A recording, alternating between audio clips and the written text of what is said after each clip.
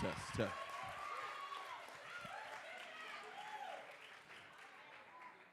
And I know what you're thinking. And the answer is yes, I did teach them everything they know.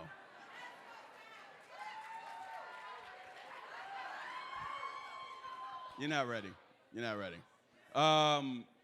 Real quick, I'd like to bring to the stage the gentleman of which without whom a lot of this would not have happened.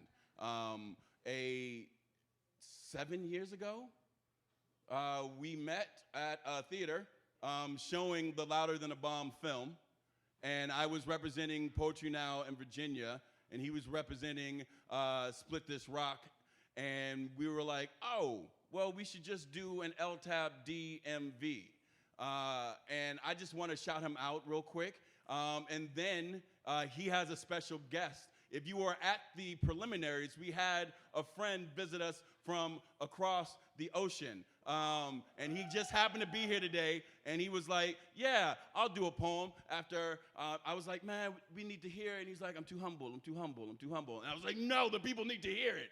And he's like, I will answer that call. But first, can we please put our hands together for Jonathan Tucker? 7 years. 7 years. When I say spoken, y'all say word. Spoken. Spoken. When I say to be, y'all say heard. To be. To be. To be. How y'all doing? It's lovely to see so many people here. And I'm really excited to see all the teams. I know a lot has gone into this moment right here. And I think we can all feel what's about to happen on this stage. So I'm going to take myself off of it and let that happen. But first, I'm going to bring up my friend. For those who weren't here at the opening ceremonies, his name is Tlabiso Vili. It's said with an X in the beginning, Tlabiso. Tlabiso Vili, he's an amazing poet from Pretoria, South Africa. He's been here on an international arts exchange program I run called Azania to DC. Shout out to the DC Commission on Arts and Humanities. He's been having a lovely tour. He has one more show coming up Tuesday night at LTAB-DMV. If you want to check out some cabaret and poetry open mic, it's a fun musical theater thing. But yeah, Tlabiso, he has a full book out, a full album out, and a one-person show that he does. Please check him out. You can follow him on all social media at Tlabiso Vili. Right now, please put your hands together. Show some love for Tlabiso Vili.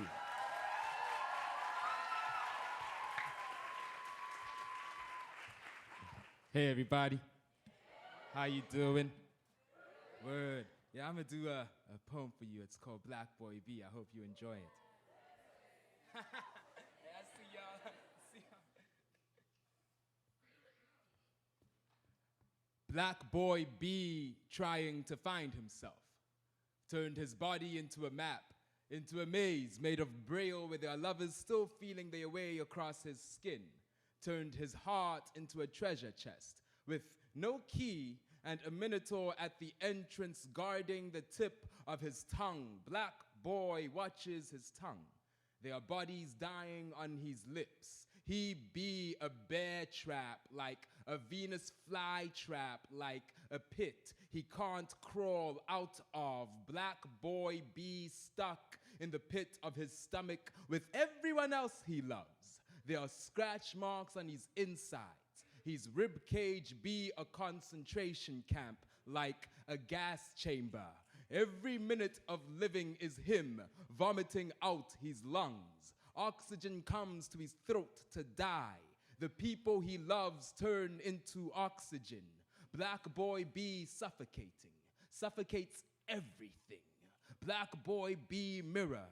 Be so dirty that you keep wiping his skin, hoping that black boy's skin smudge. It's smudge like we're touching everything. White boy hate black boy because he be everything. White skin never stays, never knows what to do when black be everywhere, be everything. White is absence of color. Black be all color. Black boy be coloring book. Every page look like night. Night be township, be Amistad, be cocoa plantation, be cotton plantation, be basketball court, be court, be prison cell, be court, chained, locked up, be Akon, be won't let me out, be Wesley Snipes, be so black we be hot every day, be so black we soak up the heat. I call heat cops, call sun rays bullets, call black boy dying, endangered, in danger. Black boy should have a sign, warning, keep out. This skin don't keep anything in unless it be dying or trying to find itself amongst the dying. Black boy be the end of a war and a riot. If black boy be in a group of 3 or more, it be a riot. White boy is a gathering, a meeting. Black boy don't meet unless it be a killing. Then black boy eats everything like it was oxygen. Rioting be oxygen. Black boy be eating burning and fire and bullets and tear gas and flash bombs and batons and burning governments and mashed potatoes like mama's cooking with Tabasco on top. Ooh-wee. Black boy burn your tongue though. Black boy skin be suicide bomb. Be a language he can't love in. Be bite marks and bruises and prison break like he's been fighting to get out. Black boy can't get out, can't escape like lost in a maze. Black boy be trying to find himself. But once he does, this map don't look familiar. Just an X over treasure that no one be trying to keep. Black boy be stuck in the lost and found.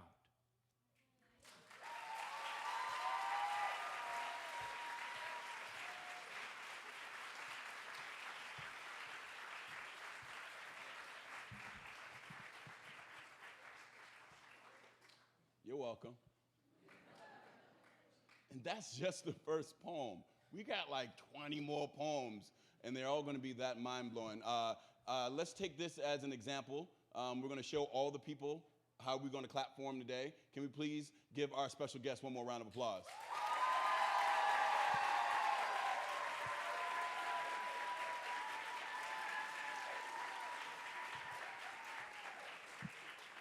We're going to have a 5-minute musical interlude, and then the show will start after that song. So please take this opportunity to say hi to the person beside you, like what's good, what's good.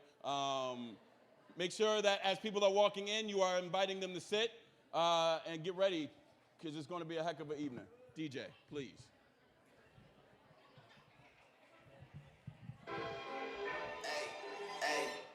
She say, do you love me? I tell her only partly. I only love my bed and my mom. I'm sorry. 50 dub, I even got it tatted on me. 81, they'll bring the crushes to the party. And you know me, turn the 02 into the 03. Without 40 Ollie, there be no me. Imagine if I never met the broskies. God's plan, God's plan. I can't do this on my own. Hey, no. Someone watching it,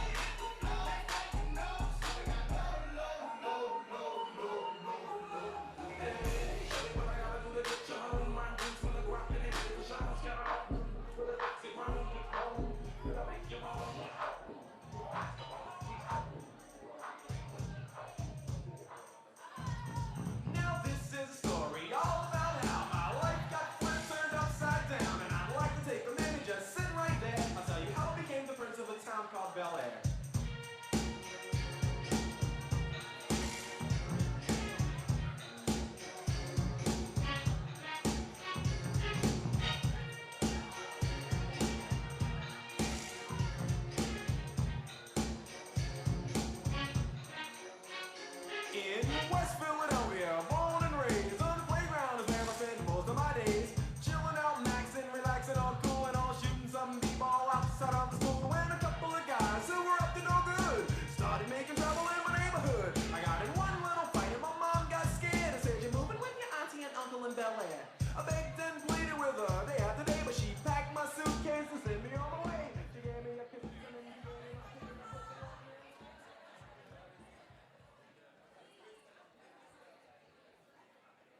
Good evening, ladies and gentlemen. Welcome to the Family Theater for this evening's Millennium Stage presentation brought to you by Target and the Marriott Foundation.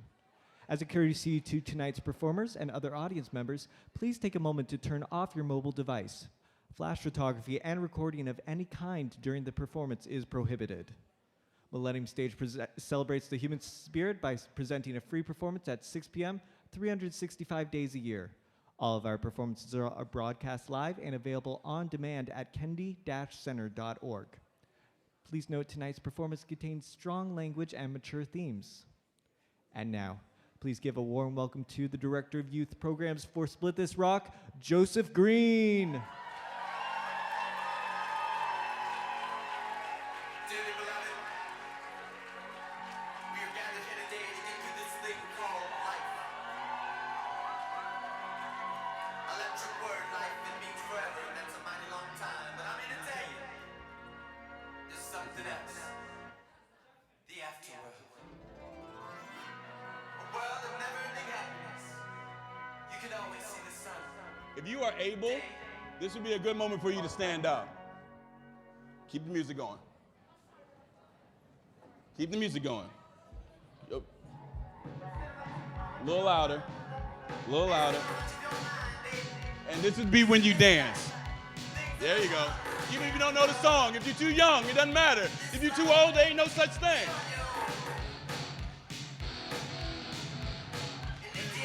Time to break you down. Go crazy.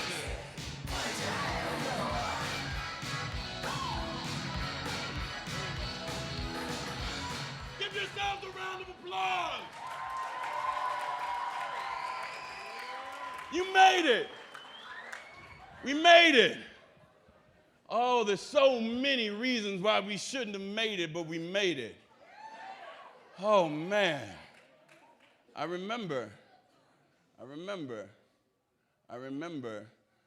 2 years ago, and I came out to that same song at the Gala Theater, and it was right after Prince had passed away, and I think about what has happened in the last 2 years, and I asked to have that song played again just so I could remind myself to remind you of how far we've come.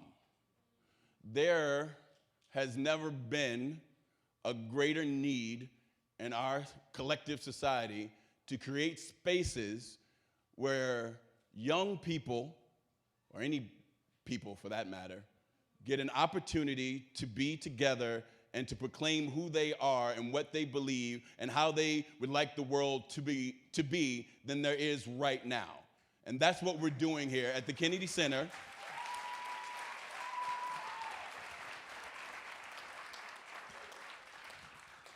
We are creating space. Some folks in the biz say we are giving voices to young folks. They already have the voices. We just haven't been listening. Right? Young people, thank you. Thank you for applauding our ineptitude. But we're working on it. My name is Joseph Green. I'm the Director of Youth Programs at Split This Rock. Y'all should clap it up for Split This Rock.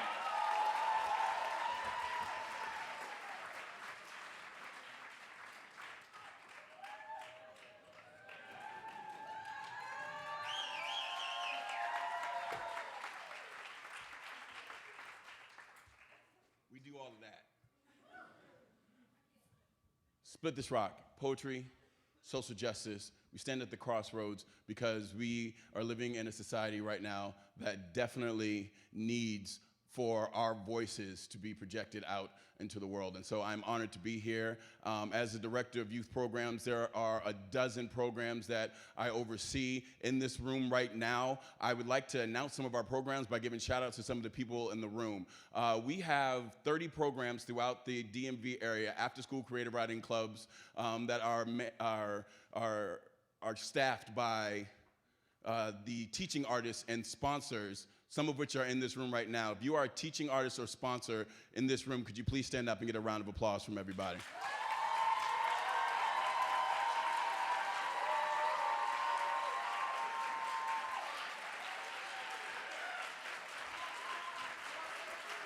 I do this every time, and it never feels like enough, but I know that y'all are here because, like me and the staff at Split This Rock, you are seeing these lives be changed. And hopefully your lives have also been changed by how amazing and powerful these young people are. We also have a little program called the DCU Slam Team.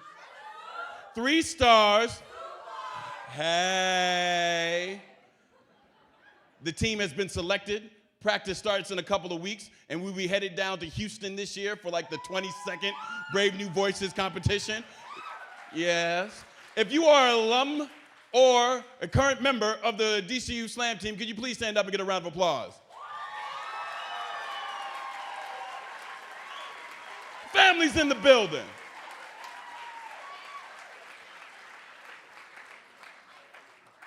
Additionally, the NEA, the DC Commission on Arts and Humanities, and Split This Rock, and the K. Fritz Foundation all came together to make this possible. So for all the people who made this possible, who happen to not necessarily be in this room right now, can we please just give them a round of applause?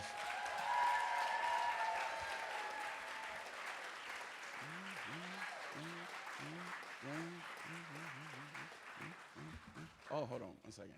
I want to make sure I get these letters right, because I've just been calling him by his name, but he has a special name because he has a special job. How old are you? 19 years old? Yeah. Oh, it's adorable. DJ KFN.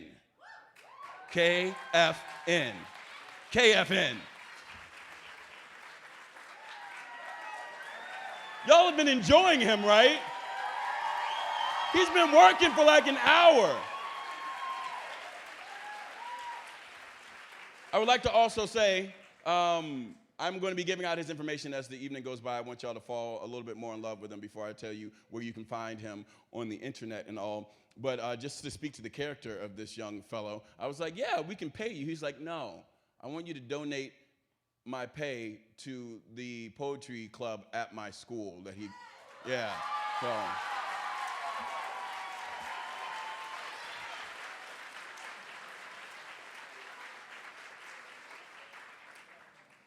Now I would like to introduce you to your co-host for the evening, because I will not be doing this by myself.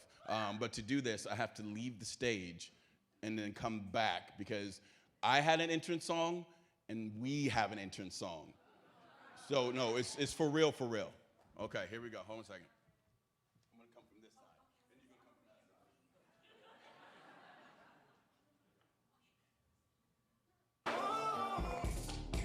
This is America.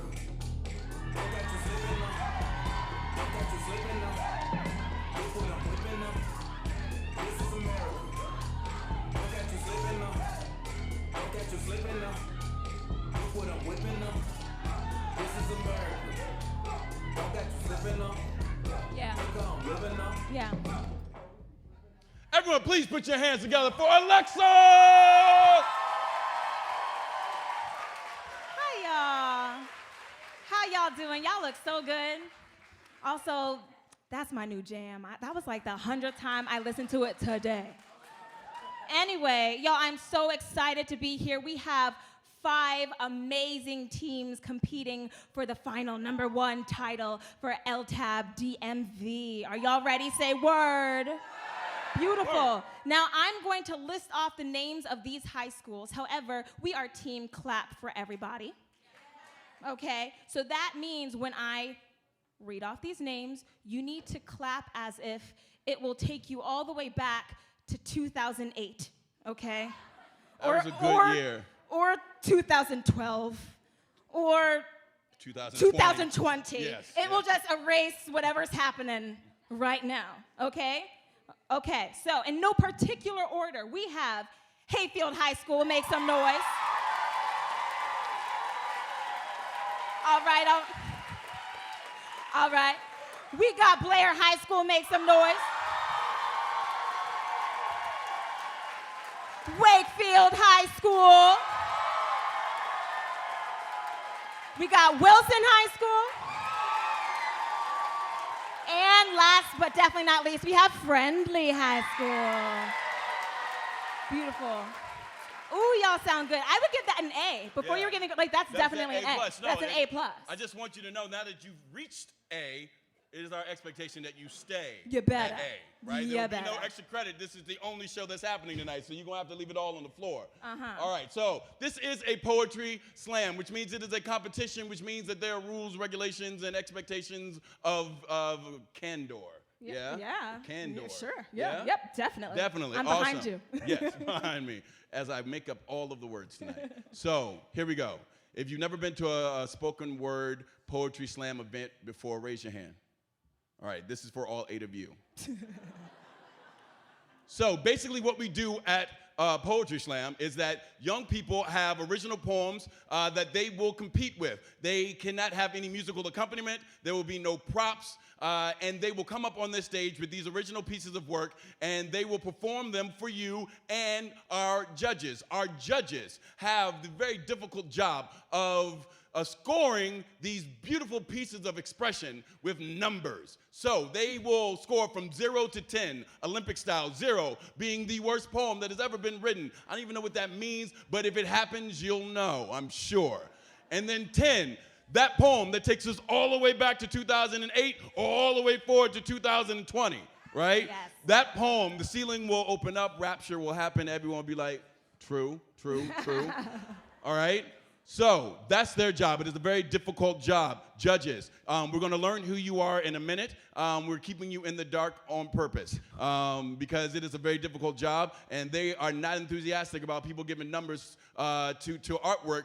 But we know, judges, right, that the people out here, they don't know much about what's going on, or we would have asked them to be judges, right? We had a meeting. Y'all went through a couple of courses, classes. You've been educated in this, so do not, under any circumstances, be swayed by the noise that the audience will make.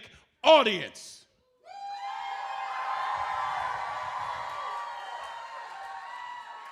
We're going to announce these judges, right? And they're amazing, awesome people, but they don't know nothing about poetry that y'all don't know, right? So your job is to sway the judges, right?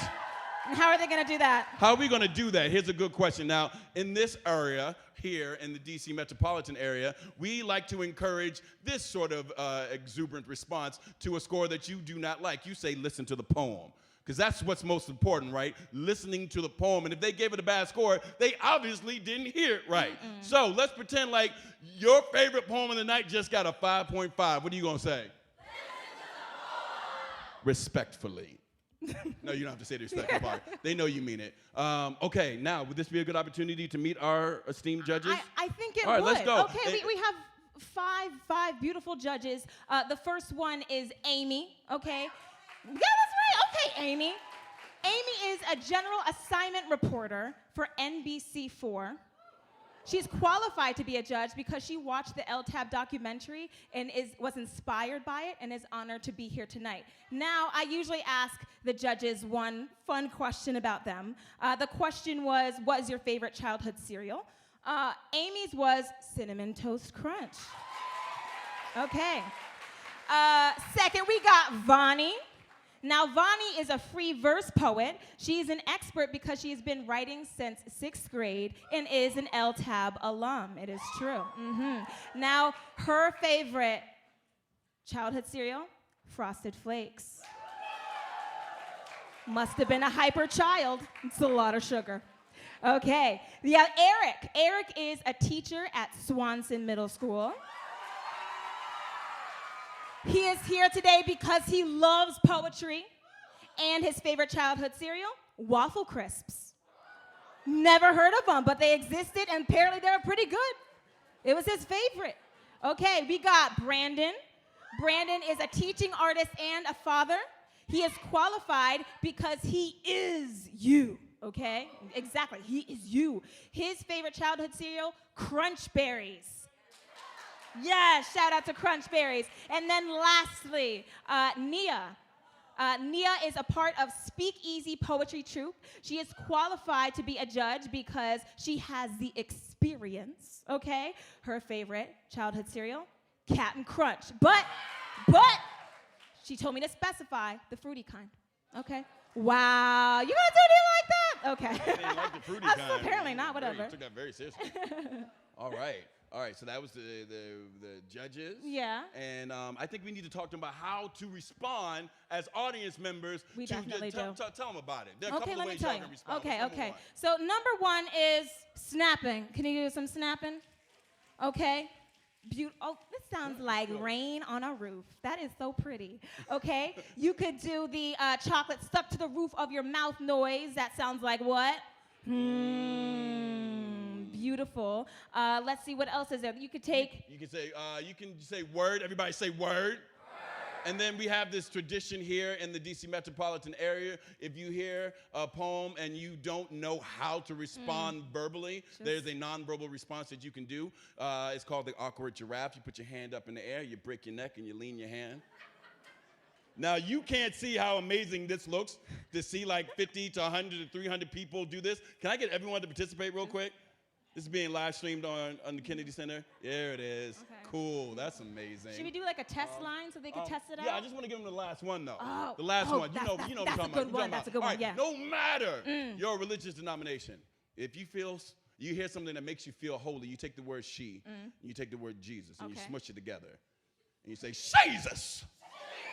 Oh, no, that was like 35% of y'all. Anymore.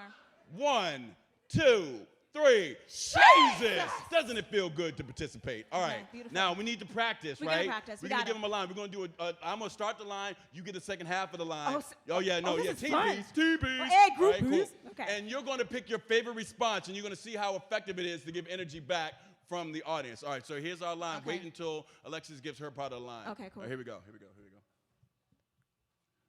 Peanut butter and jelly. Is vegan. Jesus! I got all confused. That was an awkward giraffe in church. Yes, so I think I didn't know ready. how to end it. I just, that was, yeah. It's good. No, Thank you. That's the whole point. Okay, cool. Yeah. Cool. Y'all ready for a slam? Say yeah. Yeah. Y'all ready for a poetry slam? Say yeah. I'm sorry. Aren't ready. You're not really You're not ready at all. Because we have to spill blood on the stage. And by that we mean a sacrificial poet. And by that we mean a calibration poet. You see how I recovered quickly from that. New day, new age. They're called calibration poets. And what they do is we bring them to the stage, and our judges get their first opportunity to practice their scoring. And so this person is not in the competition, but they will compete as if they are. We will score them, and that's how we get our judges ready to go for the actual competition. Now, are you ready for your calibration poet? Say word. Coming up to the stage from Winston Churchill High School, Danny Miller!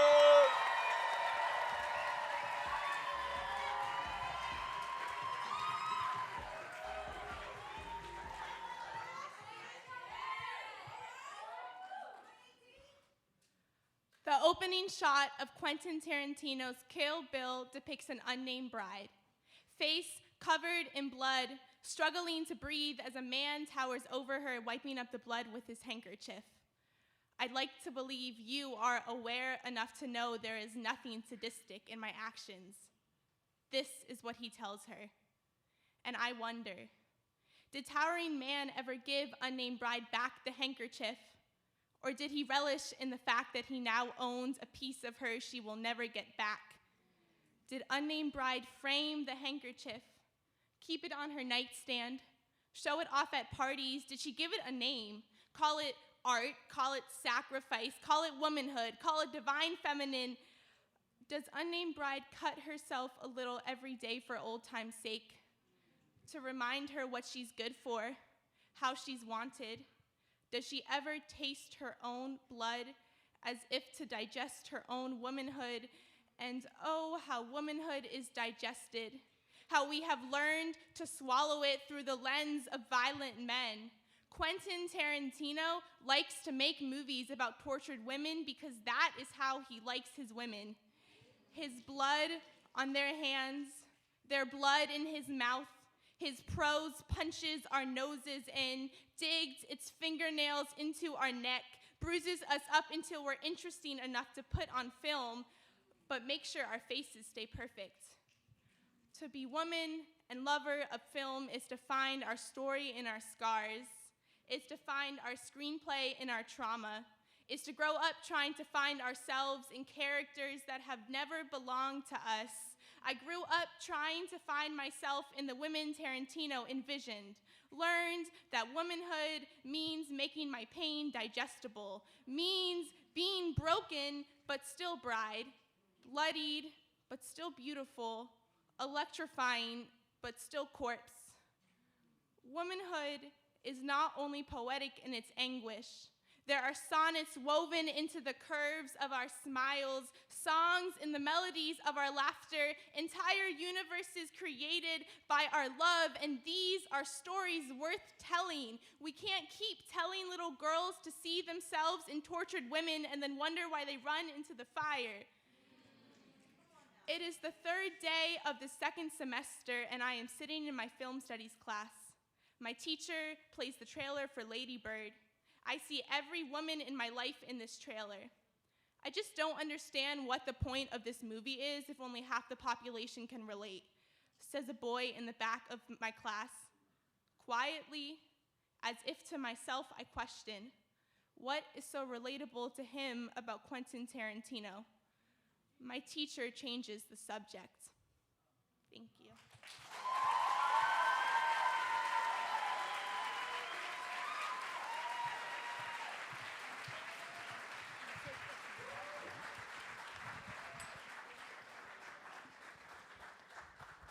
All right, judges, this is the longest amount of time that you will have to write your scores down. Typically, you have 0.2 seconds. So as soon as the clapping starts, by the time the clapping is done, your scores should be written on your paper. Don't forget to write them down large and use decimal points. Alexia is over there. This is enough stalling. Judges, scores up in 3, 2, 1. Scores up. All right, let's see them. All right, from lowest to high, we have a 7.5. We have an 8.2, an 8.6. Let them know how you feel. 9 and a 9.1.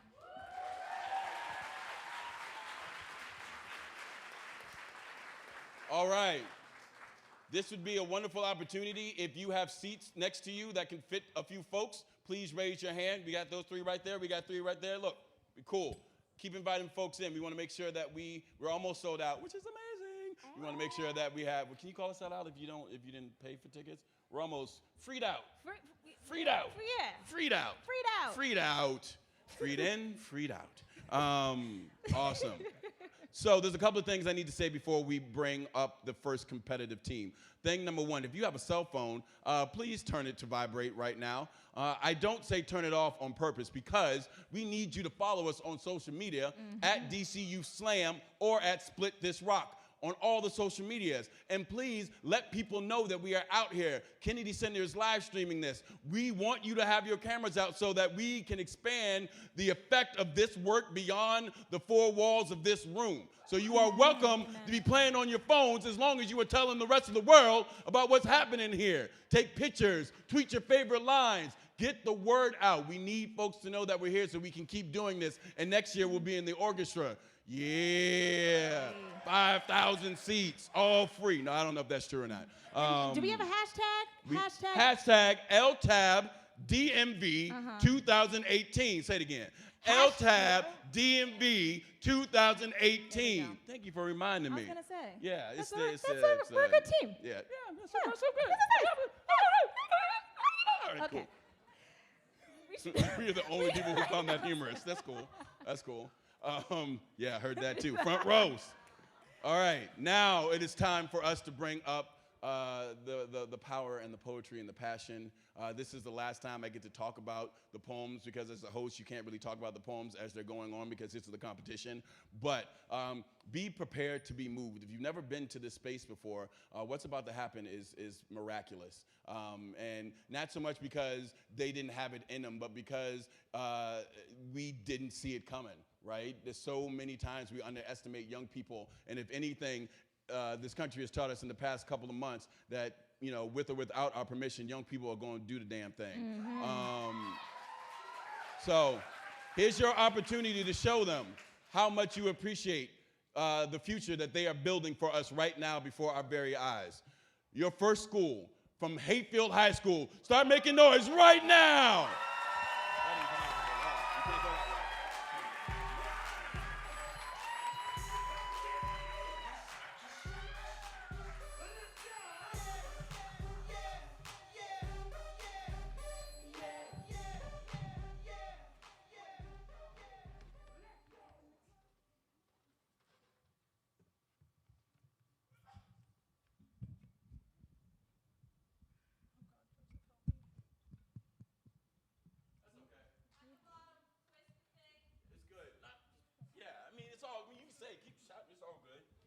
How y'all feeling? Good? Don't answer. Thank you. Don't answer. Just say it in your poetry. That's cool. But Tyka was right. You want to take it from the bottom right there, and then make sure everything is good. And you start when you're ready. All right. One more time for Hayfield High School.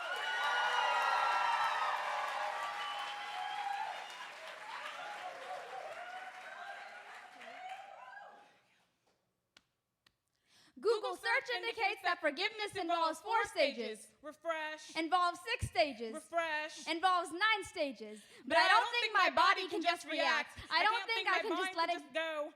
But I do. Do I want to let it go? Do I even know how to let it go? Stage 1, realizing that a mistake was made. I didn't realize what you did was going to affect me so much. I didn't realize what I did was going to affect me so much that I would lay awake thinking about what had happened. You hurt me in a way I didn't think possible because I love so much of you. How I thought it was instinctive to do everything in order to protect myself. How wrong I was when I noticed my stars breaking. As I wish for you to miss me too. As I hoped for the day I'd be able to serve justice to the criminal I had cut out of myself.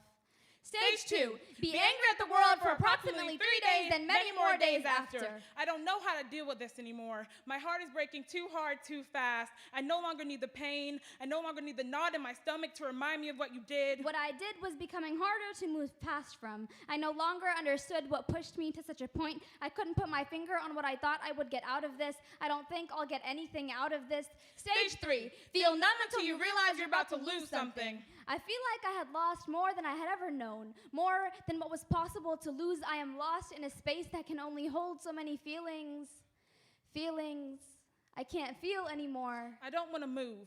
My bed, though surrounded by walls that no longer comfort me, was the only place that held up the broken pieces of me, the pieces I no longer cared for. I want to forget you the same way you remember me, with no memories left behind to feed into the darkness. But at some point, forgive and forget lead down the same road. Now, I'm just tripping over my own memories. Stage 4. Question if you're the one who needs to be forgiven, then wonder why you haven't said sorry. I'm sorry I didn't call. I'm sorry I wasn't there. I'm sorry I blamed it on you. I'm sorry it took me so long to accept the blame. I'm just sorry. The guilt is lost so far in my throat from all the times I tried to swallow it. I'm now choking on it. Ink from my pen spills on this paper, much like my blood once did. Toxic thoughts filling my mind like happiness once did.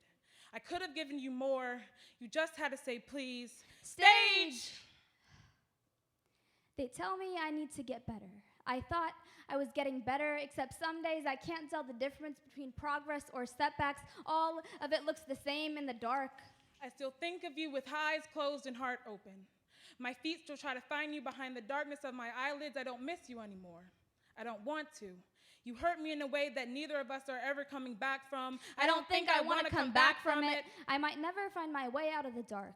My feet are getting used to the path I keep finding myself on. So when I look in the mirror and ask the girl staring back, have you forgiven yourself? She'll tell me, I'm working on it. Thank you.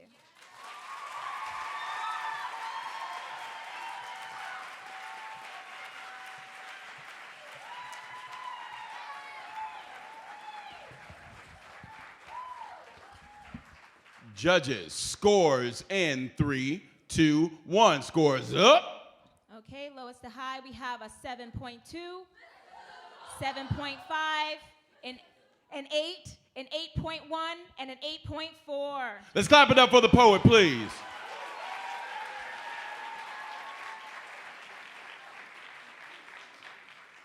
Y'all ready for your next poet? Say yeah. Yeah. On deck, we have Wakefield. Right now, put your hands together for Blair High School.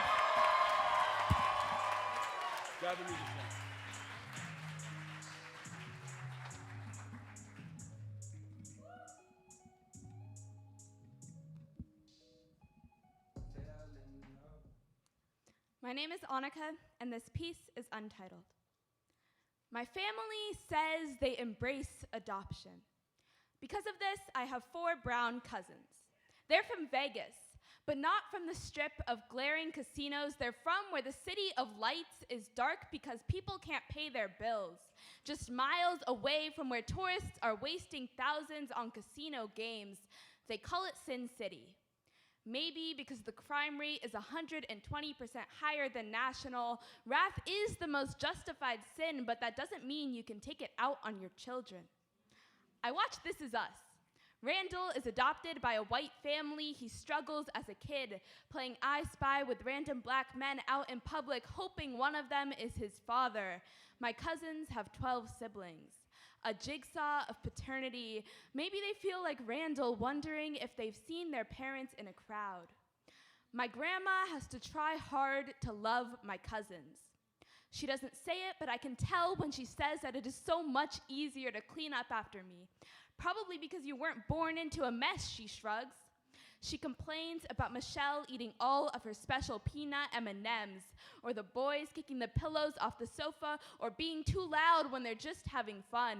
She cringes when Aaron starts playing rap music in the car. I don't think she understands that he can't relate to Neil Diamond. My grandparents don't know how to deal with difference. When we get to their neighborhood, I still don't know which door belongs to them. The tan color of the houses blends together.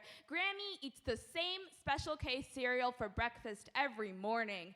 I've never been to a new restaurant with them.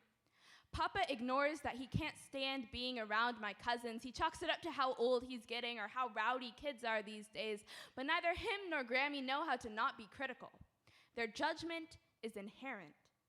My grandma does what most white people tend to do. She thinks that her grandkids are good at sports because they're black. She also thinks it's the only thing they're good at. She always assumes that they'll do the wrong thing. Be careful, Annika. I wonder how my grandparents would react if Aunt Tracy told them they were racist. Would they be taken aback like Rebecca's mom and This Is Us? Or would they laugh it off? Of course I'm not racist. I have 5 black grandkids. My aunt is their mother, but she can't do her daughter's hair. She's a teacher, but she doesn't know how to talk about Black history outside of February. She knows how important education is, but for her kids, the bare minimum is adequate. That's what you strive for when you have to start over. My family says they embrace adoption, but I think, just like Randall, things aren't that simple.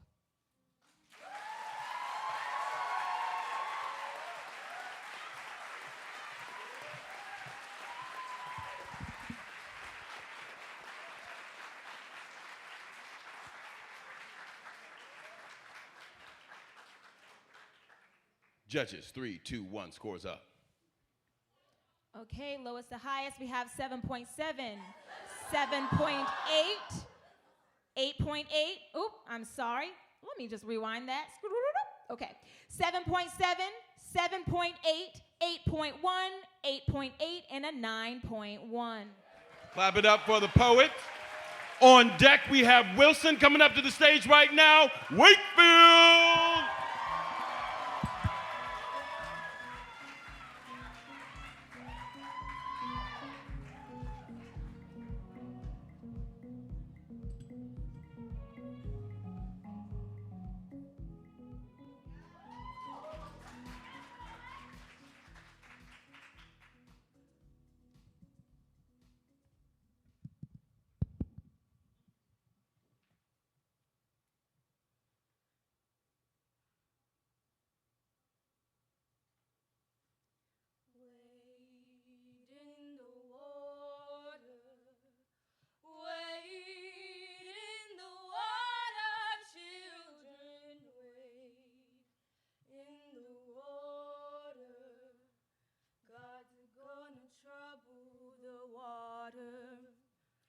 Black girl is drowning. Black girl been drowning for a while now. Body underwater, like body thrown from ship. Body cast away them demons past to say. Like I ain't been trying for a while now. Like I ain't baptized myself in my own blood, just looking for cleansing. Looking for something to fill my body with other than sadness. Pastor say he know an escape. Leads me to water. Say hold my breath. Say pray on the way down. I pray I don't start breathing again. I pray I don't come up again. I pray I stay under water, ground. I pray they have to bury me here. I pray. Pastor brings me back up, calls me new, calls me healed, welcomes me to the kingdom of heaven. But isn't that what you say at funerals? You know, the funny thing about water is how it is a double-edged sword. How it is both cleansing and killing. How it always involves drowning something, whether it be me or my demons. And there's something so holy about that. About the way that water sometimes feels like redemption. And you know what they say about the Atlantic Ocean. That it is littered with the bodies of slaves, ones who sought freedom in another place, who found solace in drowning, who found solace in water, who thought this the best choice. Black girl, no water. Black girl, know how it feels like the best choice, like the only choice, like the world is so heavy, so suffocating, so why not go the whole way? Black girl is running out of options. I am running out of options. I have tried the baptisms and cleansings and bloodshed. I have drowned myself in tears and drink. Have filled my body with hatred. Have prayed and prayed and prayed and prayed and prayed for an answer. Pastor say it's in the water, that it is holy, that it is cleansing. But maybe if I just keep my head down for a little bit longer, I won't have to come back up again. Because if the freedom's in the water, then that's where I want to stay. Some days, when the world is heavy, I get into my bathtub and let my troubles sink my body. In the water, I let my head go under and wonder how it would feel to forget how to be alive. God's gonna trouble the water.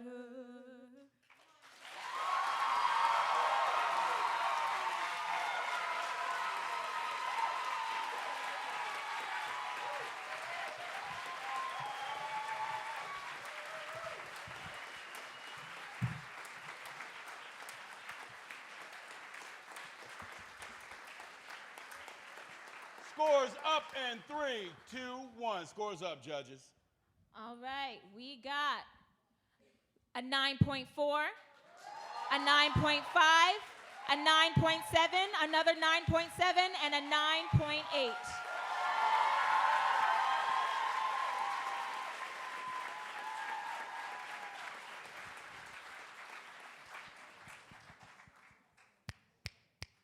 Poets, if we want to check the mics from this point on, this is how we check the mics, okay?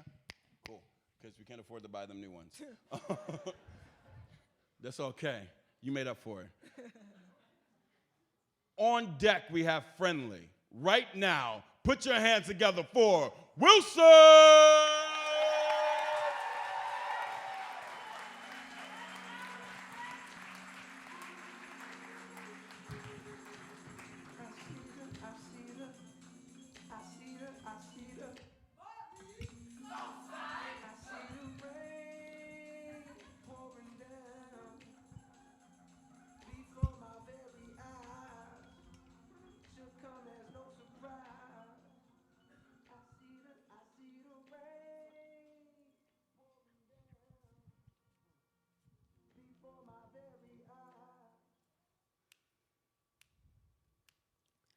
If a tree falls in the middle of a forest and no one is around to hear it, does it still make a sound?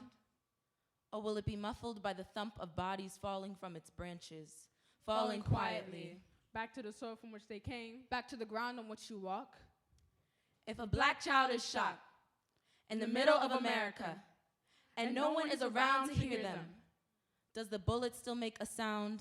Or will it be muffled by those who think that when a black child dies, it's normal? Because maybe it is. Death is so familiar to black kids. It seems like we read more eulogies than books. Our lives have an expiration date, like produce, meat for the slaughter. But this cattle is too raw for consumption. Too tough for your jagged teeth to tear apart. So we rot in the back pages of your local newspapers and the roots of the trees where they hang our pictures. And leave us teddy bears. And light our candles. Praying that we won't be forgotten. We are forgotten. The only thing that's left behind is the stench of our innocence and the tears of our mothers who cried oceans over our dead bodies. This water is not clean. It's tainted by the pain of 400 years. By the bodies of our ancestors whose bones be seashells in the bottom of the Atlantic. Flesh be the only reminder of their existence. Their names hidden under the bark skin made from being branded like they brand us. A criminal, A menace. Another black child who deserved to die. We live not knowing how or when they will take our life. If a black child is shot in the middle of America and everyone is around to hear their screams, They will act like they didn't. blame it on stand your ground laws.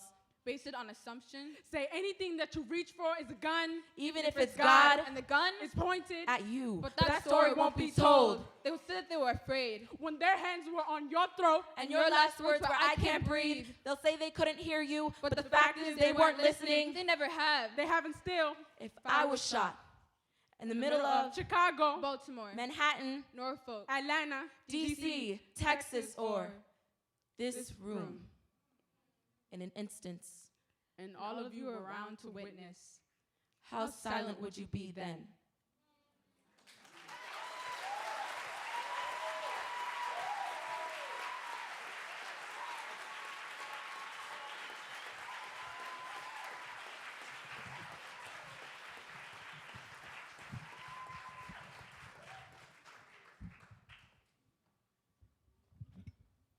Judges, 3, 2, 1, scores up. All right, we got an 8.3, an 8.5, a 9.1, a 9.1, and a 9.2. And for the last team in the first round, put your hands together for a friendly.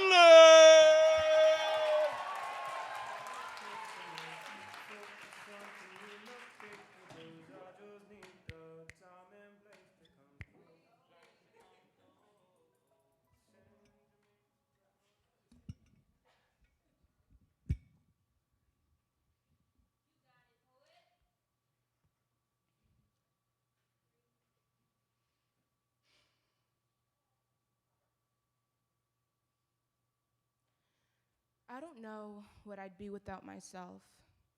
Probably a ghost in a shell, or a demon in hell, or maybe just a not right, not quite, I can't really tell version of me. Maybe I'd move differently, or breathe in a certain way, or be so bursting with loathing I'd take up too much space. Maybe I'd be better. Maybe I'd be more quiet, more palatable, so you wouldn't have to dilute me before consuming, or maybe I'd be worse, if that's even possible, another me worse than I am. Maybe I am the worst me. Maybe I'm the reigning king of intensity and mediocrity and stupidity and oddity, or just maybe I'm the best me, full of a tragic hope and glittered with a melancholic smile, but then who am I? Am I just the face of a thrill or the eyes of a revolution? Am I a tiny sullen figure filled to the brim with worries and anticipations and a slight heartbreak caused by myself? Who am I anyway? I don't see myself. She isn't there to speak to me whenever I need her to. Many times a day, I revisit an existential thought regarding me and myself. If I waved at my reflection, would she wave back? Would she cower away and avoid eye contact? Would she give me her number and not call back? Would she see me across the room and swiftly retract? Would the rejection of it all take me aback, or would it be expected to be rejected by myself in ways no one has even experienced or thought could be possible? My reflection and I are two different beings, bonded together by life and flesh, but never love or appreciation or a sense of belonging. Diving into myself, I see an enigma, a girl whose mysteries are hidden even from herself, a treasure hunt of a girl. bringing in crowds of spectators, poking and prodding at the very idea of her, entertaining the thought but never looking, never trying to find the treasure that's been so skillfully buried underneath the sand. The spectators are more worried about that, more fearful of sand in their good shoes, more cautious of the tiny grains getting themselves caught in their clothing, more apprehensive of the coarse texture of it all, fearing the irritation of the sand more than craving the intensity of the hunt. What would my reflection do if she could crawl out of her glass cage and live and think and feel? Would she say hello?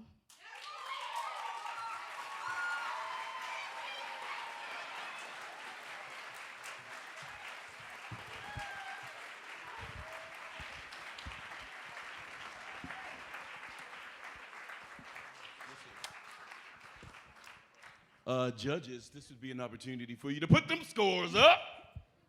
All right, we got a 7.8, an 8.7, an 8.7, an 8.8, and an 8.9. Clap it up for the poets in the first round. All right. We have made it to the end of the first of 3 rounds, and I'd like to take this opportunity to introduce you to our DJ. Please tell them your real name, DJ. My name is Faisal. Act like we rehearsed this, man. And where can we find you on the internet, just in case people are enjoying what's happening? And it's not just in case, I know they are. Where can they find you to get some more? You guys can find me on email if you want me to book for other gigs. Oh. My email is fnejaim@gmail.com. Say that again and slower. Sorry. Yeah.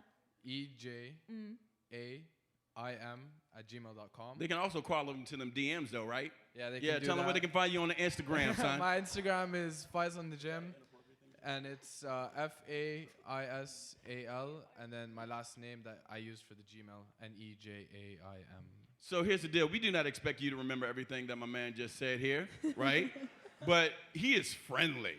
He's a nice guy. He's like a superstar, DJing all up at the Kennedy Center and everything. However, when this show is over, you are interested in giving back to the community, supporting local artists, just walk up to him. He'll tell you all that stuff again, give you a little piece of paper with all the information written down on it. As I said before, he donated his time here today, so if you have an event coming up, holla at my man, please.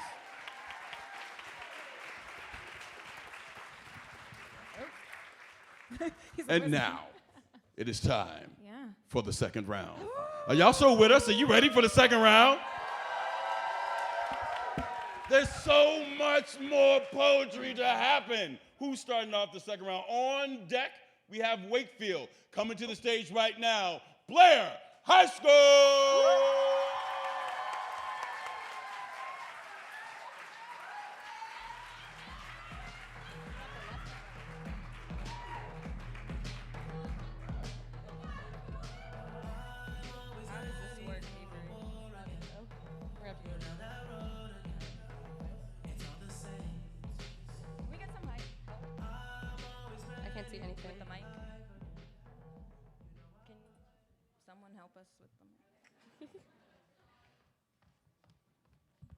Yeah, just raise it a little bit.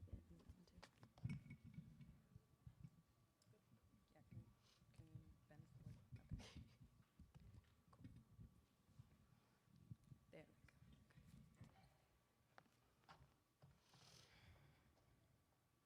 My name's Avery. I'm Emily. And this is Stages of Addiction. Somewhere between the denial and shame, just above the silence left over from our last phone call, lays a wilted pamphlet on addiction, breaking years of catastrophe into stages. Because we all know things are easier to swallow when they are cut into pieces. Stage 1, initiation, use of a substance out of curiosity or peer pressure. When my grandma took her first drink, her throat burst into flames. No one told her how much it was going to hurt. No one told her how much she would grow to love it. Stage 2, social. The substance is used for acceptance. She told me it was just a thing that high schoolers did. How she didn't even flinch when it went down her throat. It was the first time in 10 years that I didn't want to be like her.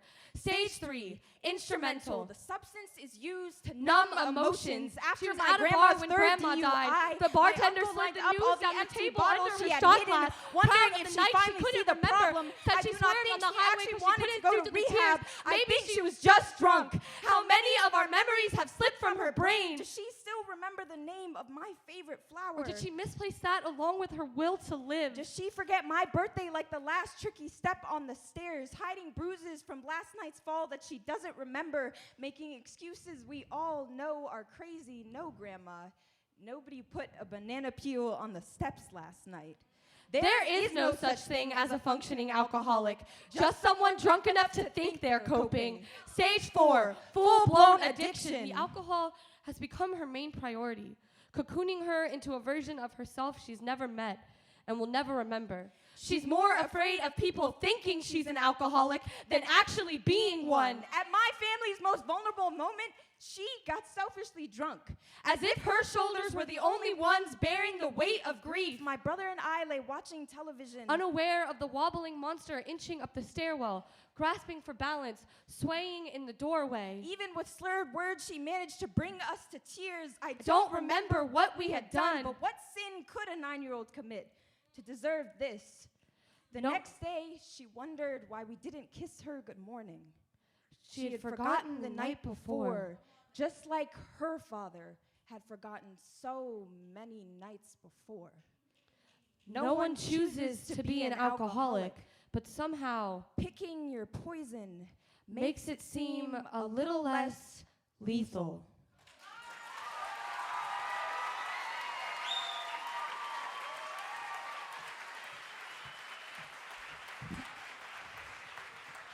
All right, all right, all right. Judges, now would be the time to show them scores.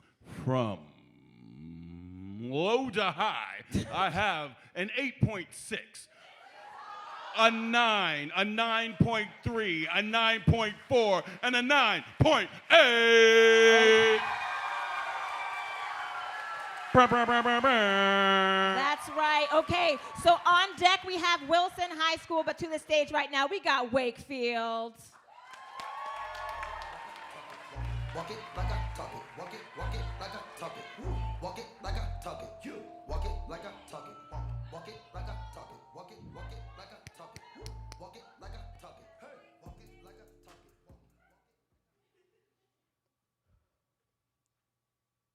You are my favorite flower. And yes, I have pollen allergies. I can't see in the spring, and my shortness of breath is nothing to play with, but I never need to look at your eyes to know you are incomparable. See, I only need to look at your eyes to know you are the inimitable empress. The wind whispers your name for all the weeds to hear, and of course, you leave me nothing short of breathless.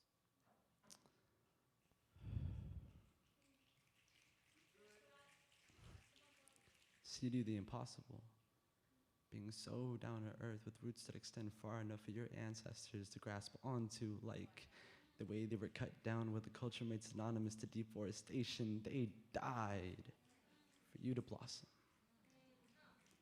Sunflower, you still manage to be the sun too. You find the time and space that isn't given to you to make my days brighter, the way you look up at the sky to see your reflection until you can't see anything anymore. You know how to love yourself. I miss you most when it is dark. Although it is spring, you don't open up easily. But it's all right. I'm not in a rush like a paid-off farmer. No, I will not let this development be a chemically enhanced byproduct of what the world wants, and it wants it now, and I can't lie. Most days, I need you now. I don't know how to go on some days, because I know flowers were here before me. The truth is, when men who aren't kind try to cut you down into something lesser than of what you were meant to be, you still rise above the rest. You still reach towards the sky, your shoulders still bearing the weight of the sun, your shoulders still bearing the weight of your own critique. And when the rain pours, you refuse to wilt away into nothing in the dirt. It's just one more thing pushing you down, sunflower. Will always find a way to bloom, even after I've left you.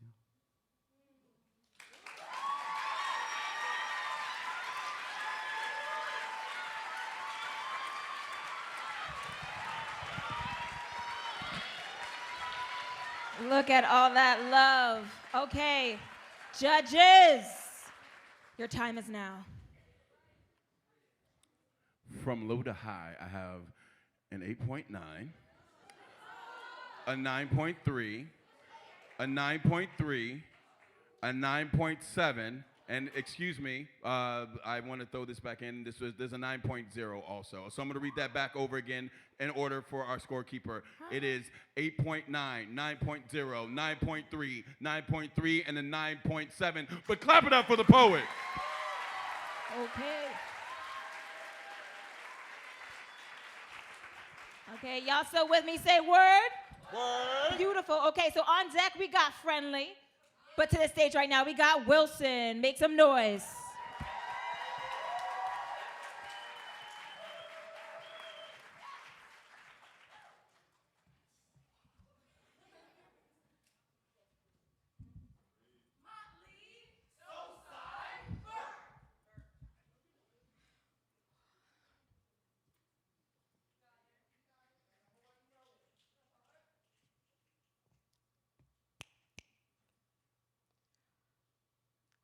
Dear District of Columbia, I haven't known you for long, so correct me if I'm wrong, but you are the most amazing place to live.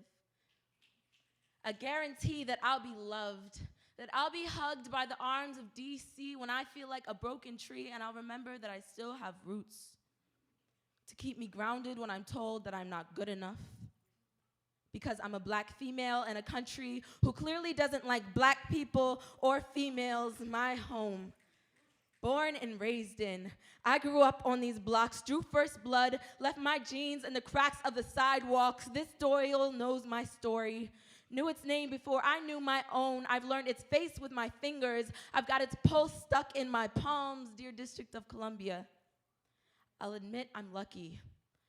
I'm lucky to call you my home because as far as I know, DC has given me rights. So I will fight till the day I take my resting flight to make sure they are protected, that no one takes them away, because I'm still yet to shine my light on the world. I am but a fuel to a fire that is ready to burn. I just need a small flame so that I can play the game that's life. The life that I was born to. One where the color of my skin wouldn't be the hurdle between me and what society thinks of me, and what my future thinks of me, and what I think of me, but maybe I should stop overthinking. I should not be a target of hate because my race scares you or makes you uncomfortable. My home broke on its own promises, split like a busted lip, swollen, redlining, gentrifying, signifying monuments made of candle wax and teddy bears. The street corners still remember the names. We have rights that protect us against discrimination based on color. Yet I still look down every time I pass a policeman because I'm afraid I'll be the next Sandra Bland. And I fear for every black man who lives their lives avoiding the very system that's supposed to protect them. Or was it a system that was built to oppress them? Dear District of Columbia, we have a long way to go.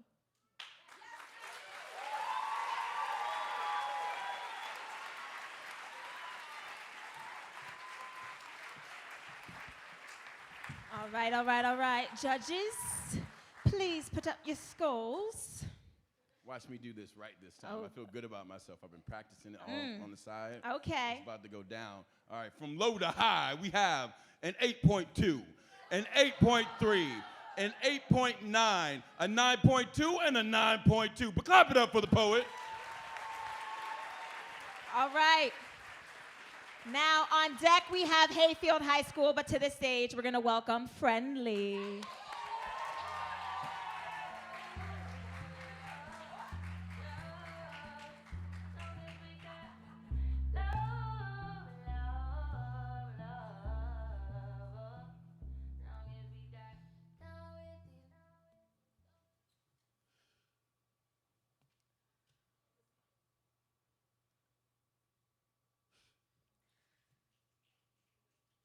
Pretty sure depression runs in the family. No, it runs in our blood. 400 years gone by, still feeling the impact of trauma as a woman, as a black woman, Northern Vest, Meredith. I am a damaged good with more resilience than blood in my veins. My ancestor before completely broken from the trip over to the Americas, now only capable of producing proceedings that bear the same troubles, widespread melancholic smiles, get no one to relate to about the black mental health epidemic. My people, like a zoo, living in a place meant to mock the beauty we called home, and it's no home, but it's all we know. Some gazelles, because they've been running from predators, praying prey. Some follow lions that were once kings of their jungle. Most of us just fish out of water using cocaine and marijuana and alcohol to be our tank. We begin to swim in our now meaningless tears. Who the hell wouldn't be depressed? We're talking kidnap, robbed culture, complete loss of self, none of which have been recognized, but all of which explain why we are who we have become. Most of us too blind to see this captivity we call our country is worthy enough to cause mental health issues. They need to be acknowledged, diagnosed, and treated by our mothers, our aunts, our uncles, our teachers, our psychologists. I'm not a thug, I'm a Frankenstein, a product of my society. Our nation advanced in the field of psychology, stalling to shed light on the mental health in the black community. We began self-healing through bitterness, through pretending, creating perfect black societies, too prideful to ask for help after we've built ourselves up from nothing as a woman. Black woman, Northern Vest, Meredith, I ask, why do they hate me? Why do we hate ourselves? They hate us because we're a product of their hatred. How do we improve health with no structure from inside, no support from outside? All I know is black pride says pray. As I pray, I think of how I pray to my slave master's God. This Northern Vest, Meredith isn't mine. How do I define myself when you exist but don't live for 400 years? Depression runs in the family.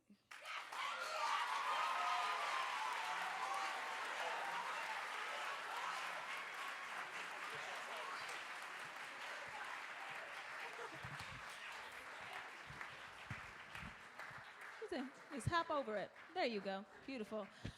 Okay, judges. Dun dun. Dun dun. Dun dun dun. Dun dun. All right. From low to high, I have an 8.5. Okay. A 9, an 8.9, a 9, a 9.1, and a 9.2. Clap it up for the poet, please. All right. So now we have the last school of the second round. Hayfield High School, make some noise.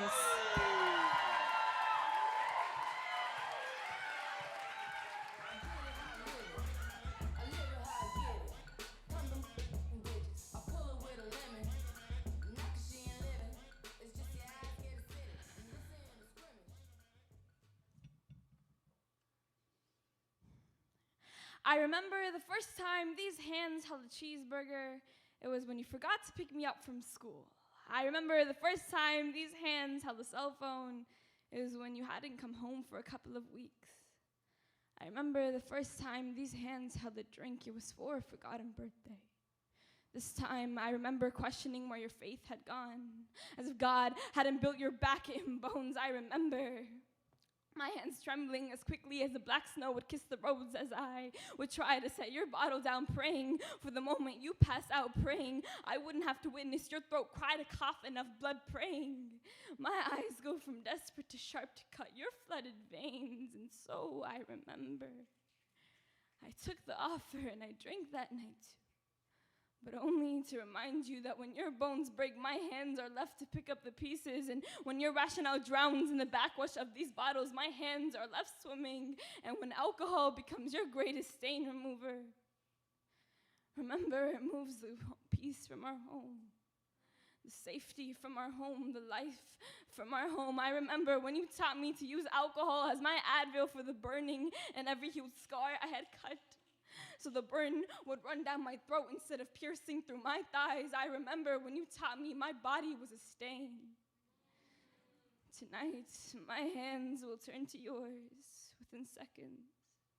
The throbbing heartbeats in my ears mask the banging on the doors. The running shower water masks yelling through the floor. The blood that drips from my thighs will not be your blood, simply mine. I remember waking up the morning after. The blood in my vomit was as red as your eyes, the aching in my muscles as painful as seeing you smile. The fatigue ate us inside out. I remember when you taught me that alcohol peels down the pretend layers, the facade. And I'm too embarrassed to admit that we're the same at core. But I guess that's why we only get along when we're both tipsy. But I guess I should have saw this one coming. After all, like father, like daughter, right?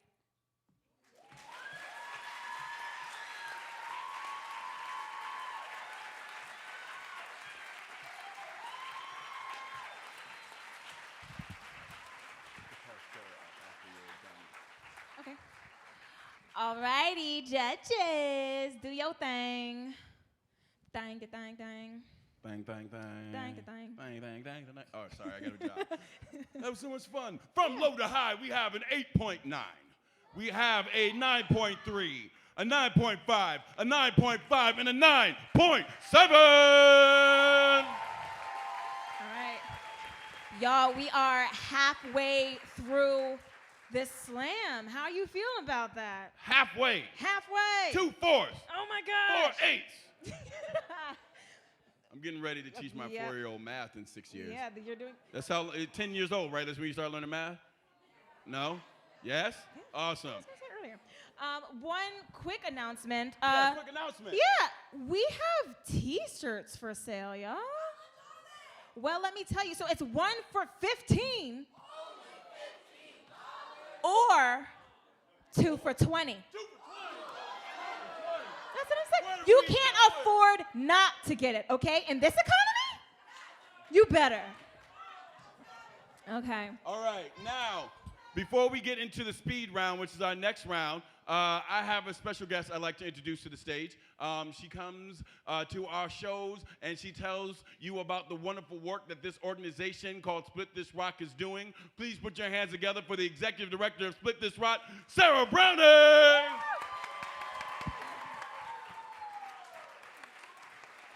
Hey, everybody. I get to be tall, I guess. Thank you all so much for coming out tonight. Split This Rock is a national organization based here in Washington, D.C. So all of y'all youth poets are connected to hundreds, thousands of poets all over the country. About 700 poet activists were just here in town for Split This Rock Poetry Festival. Were some of you here? All right. It is one of the incredible programs that Split This Rock does. Split This Rock's mission is to cultivate, teach, and celebrate poetry that bears witness to injustice and provokes social change. Have you been hearing some of that poetry tonight? Yes, that's right.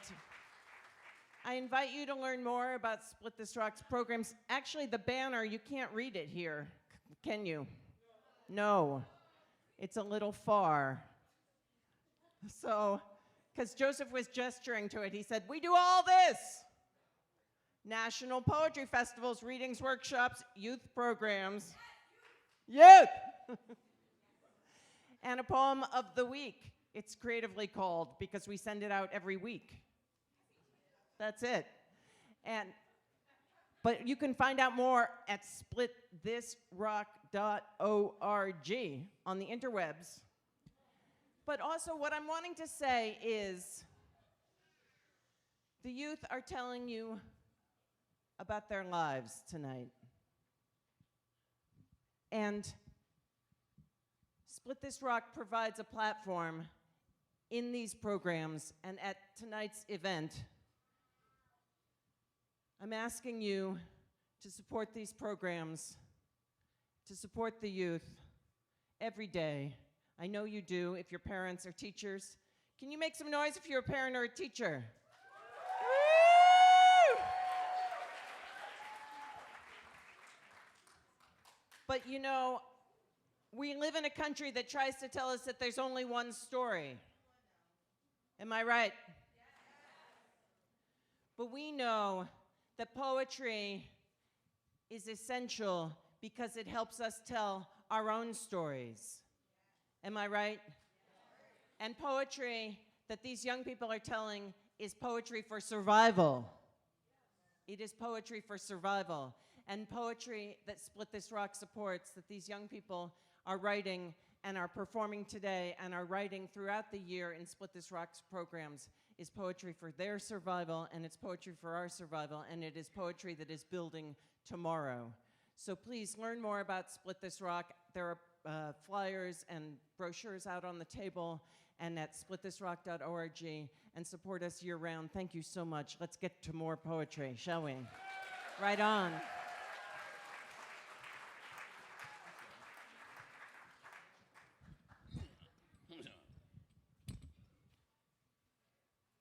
If, at some point in time this evening, something a poet said inspired you, motivated you, moved you, I need y'all to make a whole bunch of noise right now.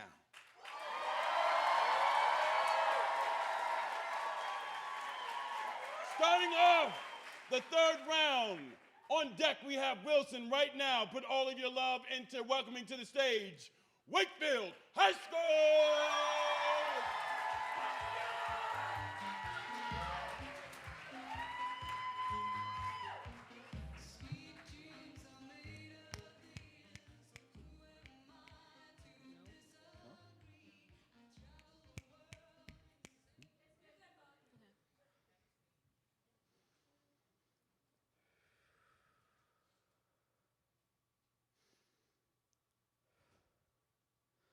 The funny thing about having immigrant parents is everyone thinks your life is a foreign film. They ask things like, Where are you from? Arlington. No, like, where are you really from? Arlington. Like we haven't been in the same school since preschool. Things like, can you say hello, my name is, in your language? You mean what they say in Trinidad? Yeah. Hello, my name is, we speak English in Trinidad? And that question always leads to, Do you eat pupusas? yes. And cheeseburgers. And hot dogs. And just for clarification, I was born here. But you still think of me as illiterate. Illegal. Alien. You want me to adapt to your culture as if it isn't mine too. As if we don't breathe the same air. As if my blood doesn't match the red on that flag That you value so much. And I am American, but I am also the child of an immigrant. Do you have any more questions? No?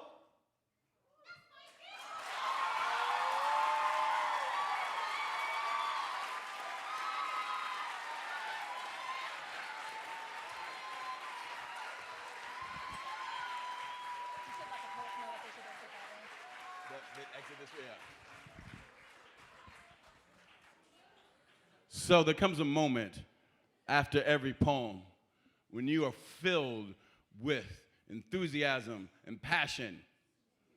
And you might think to yourself, I should turn left. I should exit left. Do not do that. Turn right. Exit right. Same way you came on. Appreciate you. Judges, scores up in 3, 2, 1, scores. All right, low to high, we got a 9.1, a 9.2, a 9.5, a 9.8, and a 9.9. Give it up for the poet and not the score. Seems like everybody's awake. Yeah? All right. On deck, we have Friendly. Coming up next, put your hands together for Wilson High School.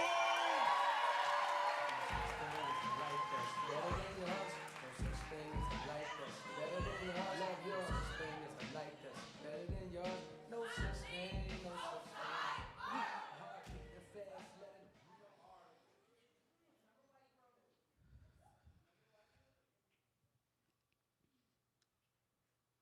Born into assimilation in America, raised Dominican.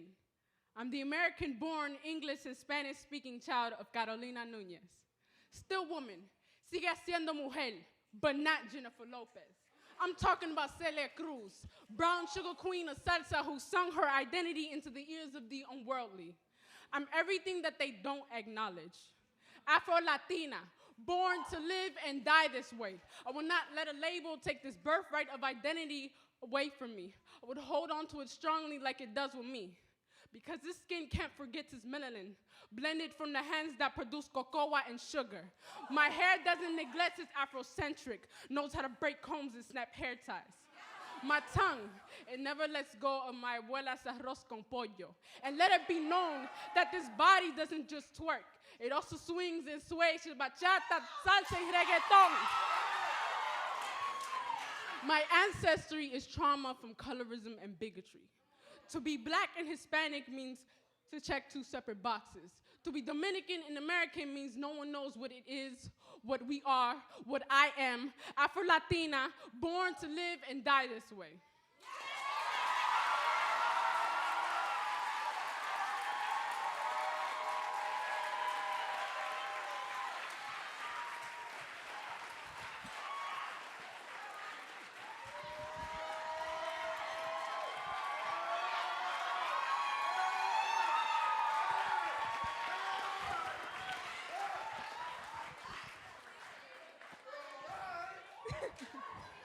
That's a lot of love.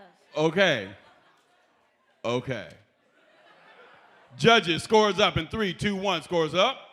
All right, we got a 9.4, a 9.6, a 9.7, a 9.8, and a 9.9. On deck, we have Hayfield coming up to the stage right now. Friendly High School!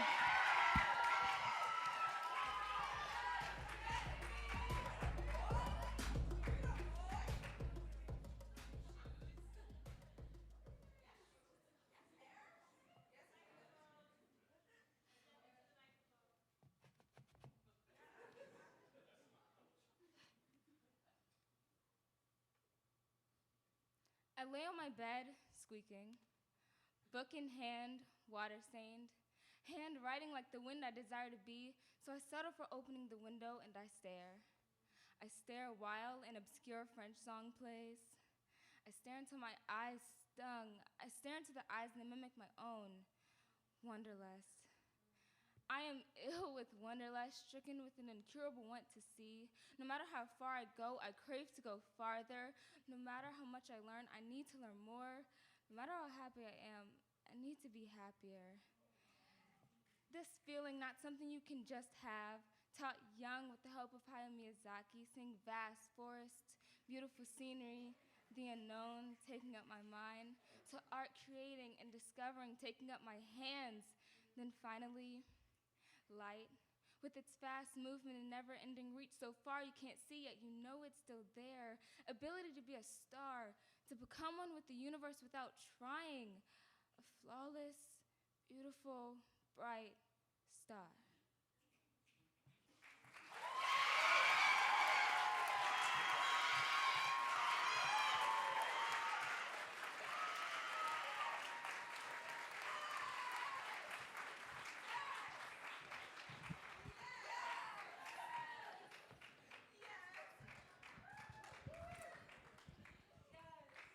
I don't think it's overstepping my bounds to say I'm going to leave the stage like that for the rest of my life.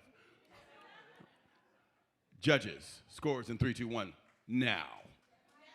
Okay, we have an 8.3, an 8.4, an 8.6, a 9.0, and a 9.1. On deck is Blair, coming up right now, Hayfield.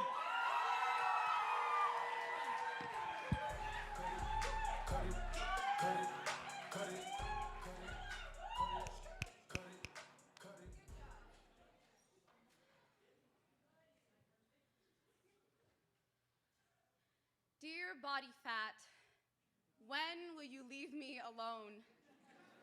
What did I do to deserve your tone? Meaningless meals to slather fat on the bone, extra large hoodies that still need to be sewn.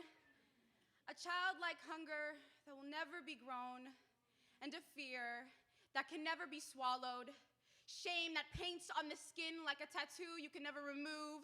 Guilt like a cold iced tea from the McDonald's drive-thru. You eat everything around you, take up too much space because you swallowed that too. So dear body fat, let me tell you, I will rip at my skin until the fat gets pulled. I will tug at my layer that covers me like wool. I will eat my fear and anxiety whole. I can't speak with my mouth full. I have lost my protection to the outside world, lost my identity because of a few schoolgirls. So now I'm lighter, but my heart is still heavy, weighed down with pounds that I can never shed.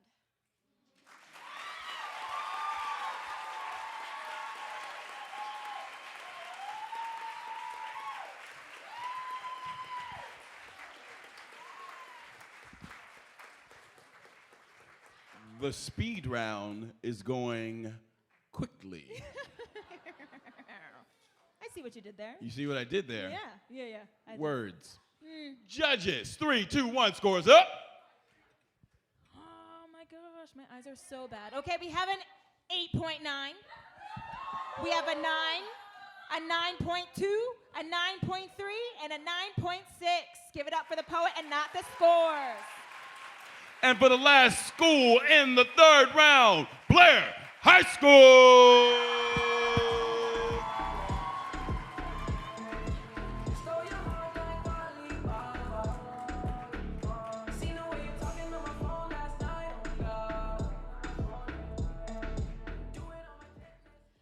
My name's Avery, and this piece is a eulogy to my grandmother. The last time I saw my grandma dance was on my 16th birthday. Her white Reebok shoes tapping across my backyard with that old white lady rhythm. My grandma gave me a new pair of socks every time I slept over because that was the one thing I always forgot. She could not skip with her feet, but put a deck of Skippo cards in her hands and she'd rock your world. I can't remember the last thing I said to her. I hope it was I love you, but I'm pretty sure it was I'll see you soon. If only I knew the next time I'd see her, it'd be her body laying motionless on the ice-cold table in the funeral home. My grandma turned into a box of ashes that seemed to make a bigger dent in her bed than she did. Maybe that's why my papa doesn't move it. It gives him something to hold on to. I thought I had more time. But now I have to wake up every morning and watch the oblivion wear off like anesthesia that just isn't strong enough.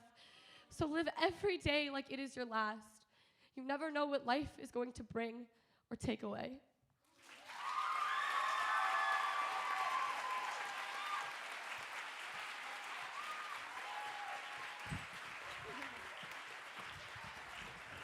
Okay.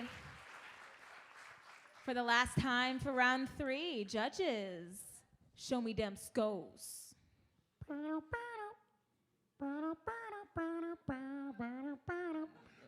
low to high, we have an 8.6,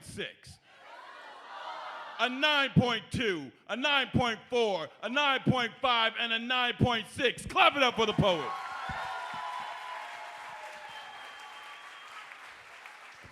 Here's our end of round 3 announcement real quick.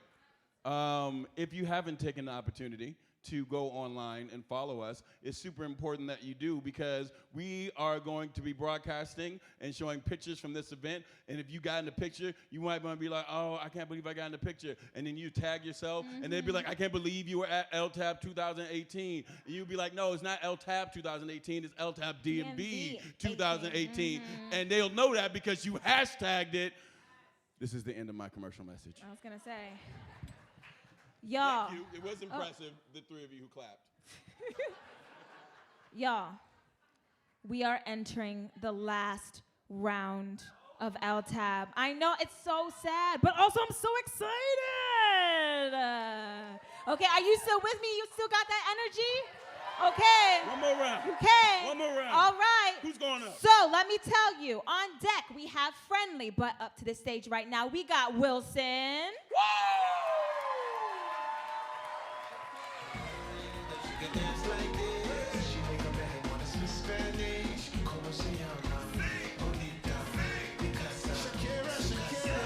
Oh, baby, when you talk like that, you make a woman go mad.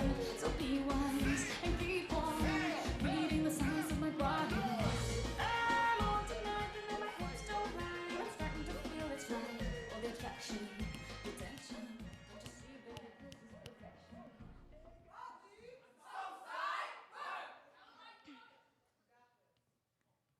Hi, my name's Ayomi, and this poem is called Sunshine from Mamie Till.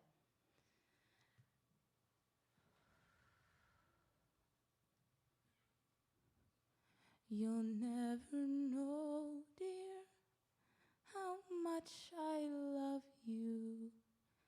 Please don't take my sunshine away.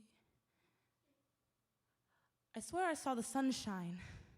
The light in your eyes, brighter than morning dew. Black boy, stay shining, beaming, Emmett. The light in your eyes,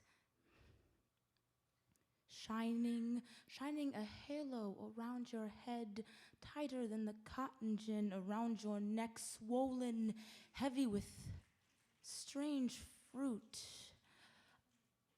I swear I saw sunlight through the hole in his head. I saw horizons and morning dew, your smile, like two ends of a rainbow curved high and wide upwards to God. The heavens themselves would have wondered why the sky was so damn bright. I swear I saw shadows on his face. There was no light in those swollen eyes, no glistening in the missing teeth. Instead, a sunset.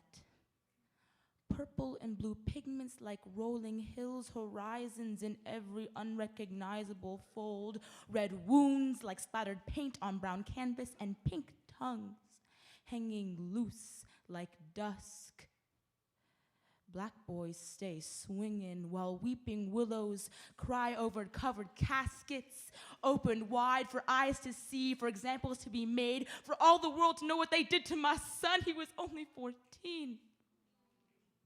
Sunshine so quickly extinguished, poplar tree produce plucked too soon, as weary eyes watch and mothers kneel, praying that the wood you're laid in came not from the trees our people hang from, praying mothers hold tight. Don't let those boys go into the night alone before it gets dark. Before it gets dark and they're deemed more black than boy, more night than day. Brown boys blend so easily into the dirt. Negro does not fall far from the tree 6 feet under where they belong. Buried closely, southern silt staining his skin. Yet I swear I saw my sun rise. I swear I saw my sun rising. Sunlight like memories of you singing. You are my sunshine, my only sun.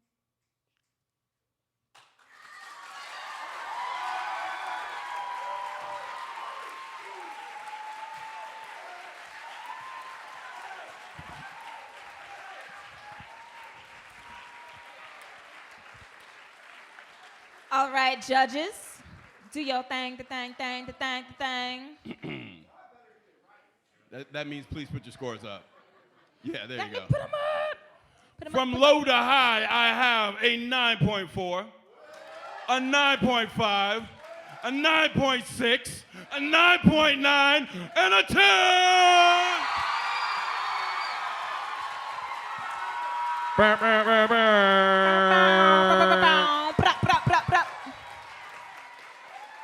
All righty.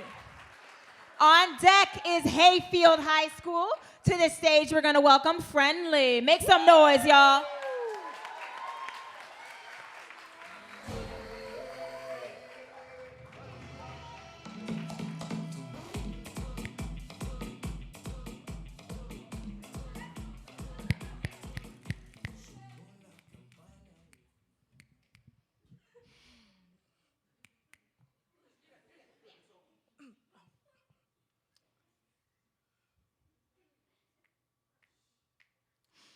The Poetry Slam is a competition invented in the 1980s by a Chicago construction worker named Mark Smith. So what? In which performed poetry is judged by 5 members of the audience. To bring an audience to an art that was underserved, poets have 3 minutes to present their original work and may choose to do so accompanied by other members of their team. The judges will then score the piece, anywhere from 0 to 10, evaluating such qualities as performance, content, and originality. The high and low scores of each performance are tossed, and the middle 3 are added, giving the performer their scores. The art of poetry.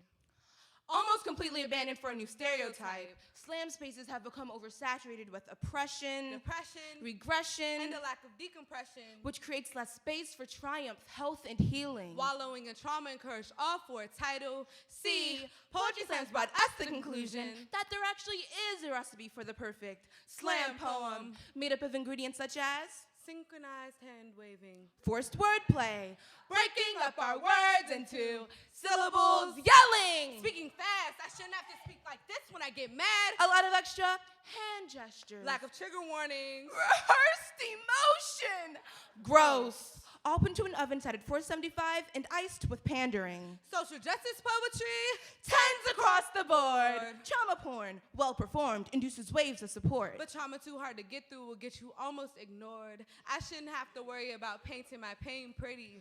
Feeling like my art wasn't cut out for this destroyed me. Like the slam system will always be corrupt. I shouldn't feel the need to digest a world in which crowds would rather see me suffer than see me grow. I shouldn't feel the need to assimilate. Feel like even now saying this, my words are being put into a filter, a scoreboard, binary matrix that decides whether my art is valid or not. Bringing a crowd to our art has turned to football for the lyrically gifted, giving ourselves concussions, knocking into each other, all eyes on the prize, surrounded by aggressive spectating and tailgating. Typical slam. Listen, art will always be subjective. A perfect piece of art is contradictory within itself. And still we encourage our judges to give the perfect score for the perfect poem, which is awesome and all okay if the importance of self-expression prevails and not the ego of competition. We appreciate the formulated bliss of it all, and it's not the competition we don't like, it's a lack of community competition causes. The only time we hear the scores aren't important is when they're low, when it should be status quo. We don't want to shun the space, we just want to reimagine what it could look like. Take back what these spaces used to feel like. And because I haven't heard enough. Because we haven't heard it enough. Because you haven't heard it enough. It's not about the points. It's about the poetry.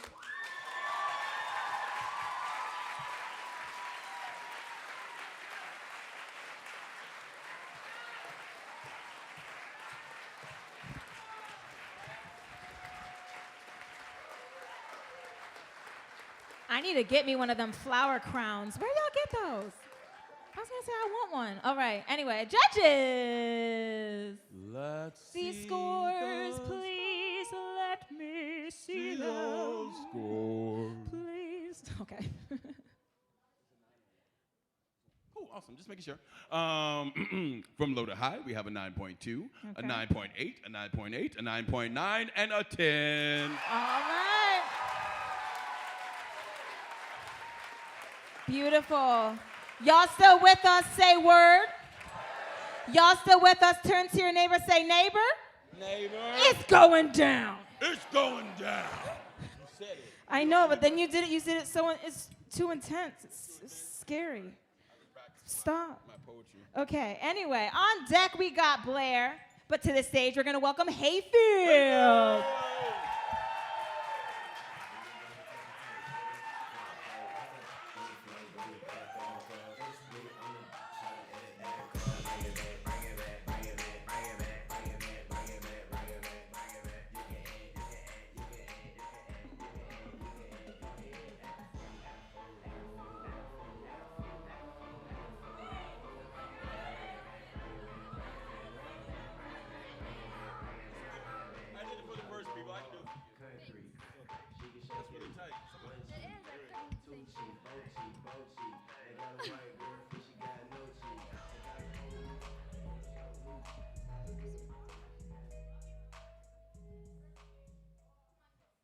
Hi, my name is Amina, and this poem is titled Soulmates.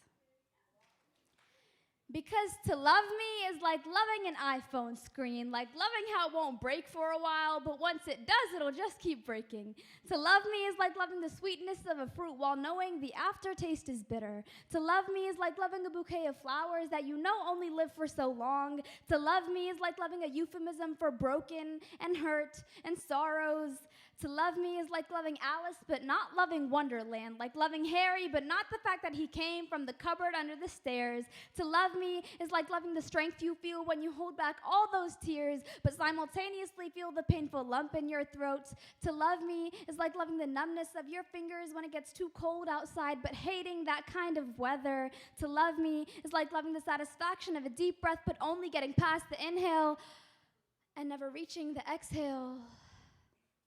Loving me is like loving the beauty of a wilted flower, loving it for as long as it's still connected to its stem, but the moment it detaches, you pick up its crumbling pieces and throw them away. Loving me is difficult. But see, the thing is that that's okay, because I don't need you, because I am already two people. I'm Amina, and I am poet. Amina hates talking to big crowds and despises class presentations, but Poet lives for the stage and is constantly eyeing every chance visible to have its voice heard.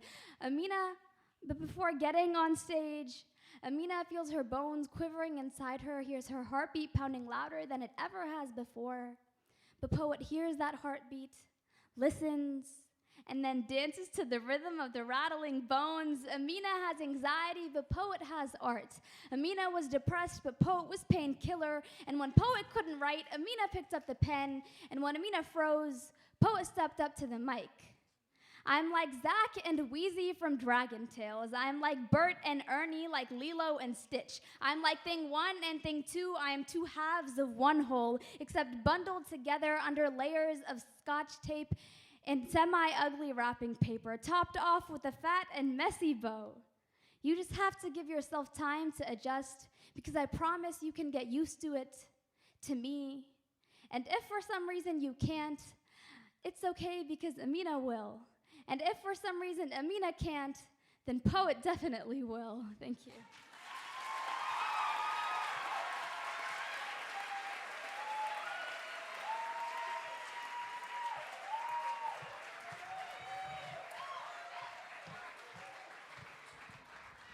Careful, these things are dangerous. What? The. It's not a metaphor. Okay, yeah, sure. Okay, now judges, do what you do, which is put up them scores. Put them. I'm sure you guys do other things. Yeah, Like we I mean, announced but it like at for right now, you're but like. right now, but yeah, the thing that you Like charge right me. now is Okay, definitely all right, just let's try this. Yeah, Okay. From low to high, we have a 9.2, a 9.4, a 9.4, a 9.6, and a 10.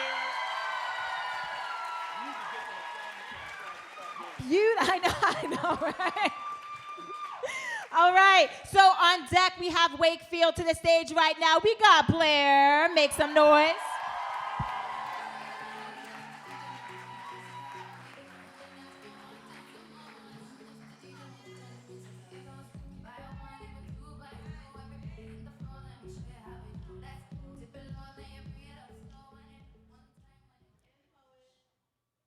My name's Emily, and this poem is for Mother Mary. I think we forget sometimes how much strength Mary really possessed, how even without powers she could stretch a loaf of bread into a family meal, how she could heal people with just her hands, because sometimes that's all we got. How even our Creator needed a black woman to make someone as holy as Jesus, and yet they still had the nerve to write her out the Bible.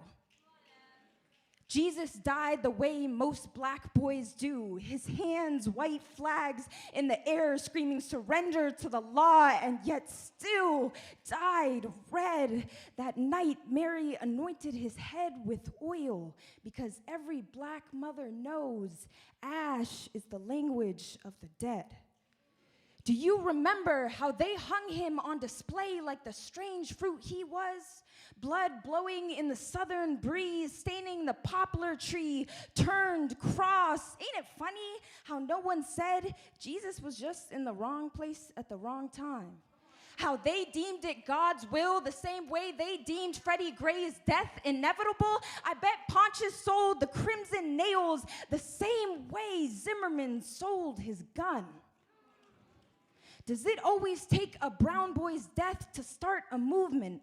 The way they resurrect his name after he's laid to rest, because there is no Christianity without Christ's death. Tell me what is left after they divide black boy from black body, after they divide black body from cross, from noose, from chalk outline. I'm starting to think it's easier to worship a black boy when he's dead than to love him when he's alive. I want to know if Mary forgave herself. After watching her mama's boy turned martyr, I want to know if she wandered her son's room at night, searching for a piece of him they had forgotten, praying into his pillowcases with her tears. What does a black mother think of when she says amen? Can she still believe there is a God after her miracles are taken from her? Like a black mother has the privilege to fall apart after tragedy. Like Mary wasn't outside the executioner's house each day protesting, like her work ended when her son's life did. This poem is for all the Mother Marys, because their miracles aren't in the dying, they're in the rising. They have taught us the greatest power of all, enduring suffering and still surviving. Thank you.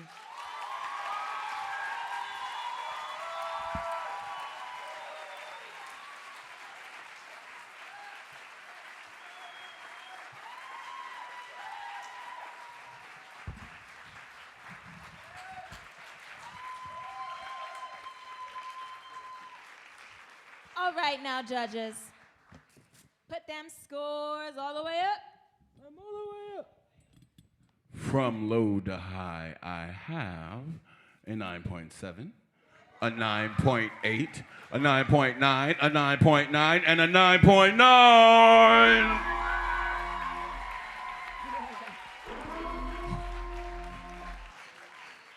Sounds like the monster from Lost is here. All right, everyone. I'm going to count to 3. I would like us to take a deep breath in and then out, okay? 1, 2, 3.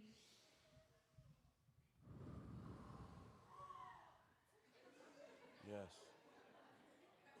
Nice. I was like, I don't know what happened there. Okay. I hope y'all so, all right up there. I know. Y'all, we have our last poet of the night about to step up on the stage right now. So please start clapping now for Wakefield.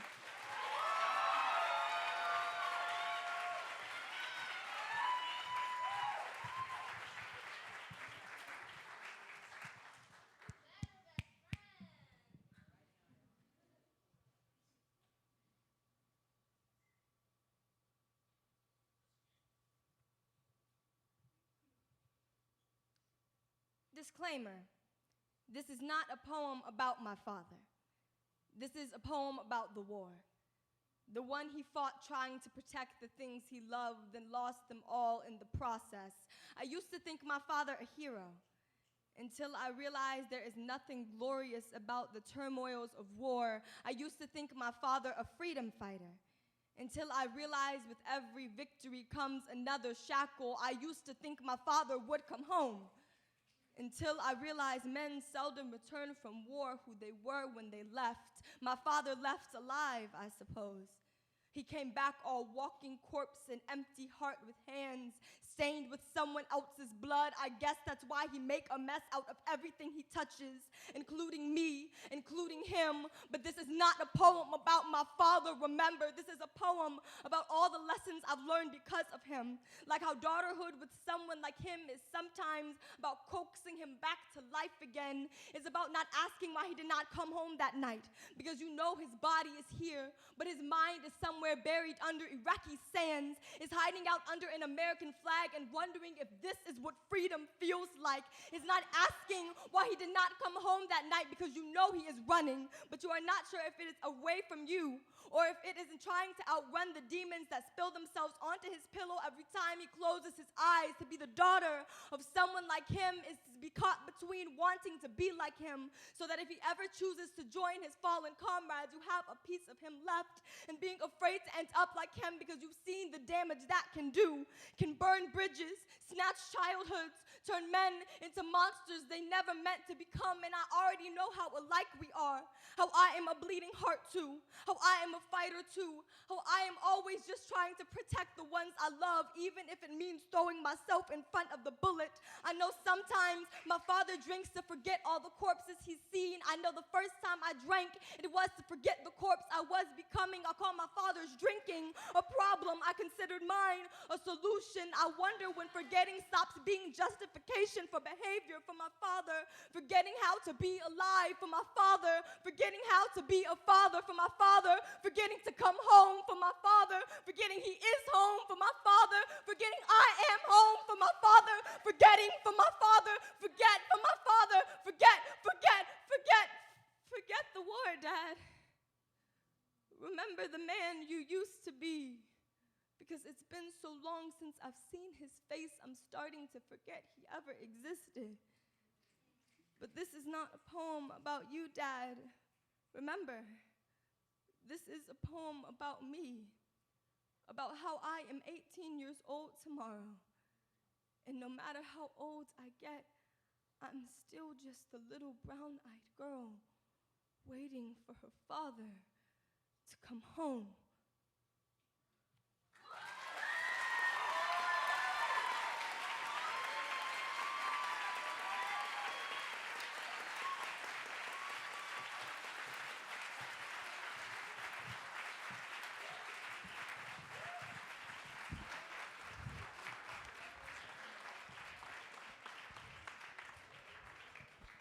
All right. For the last time tonight, judges, please put up the scores. From low to high, I have a 9.8, a 9.8, a 9.9, a 9.9, and a 10.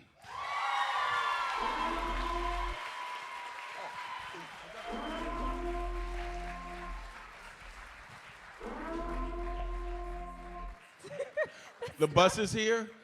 I don't know what that sound means. The bus is not here. But can you give it up for my DJ one time, please?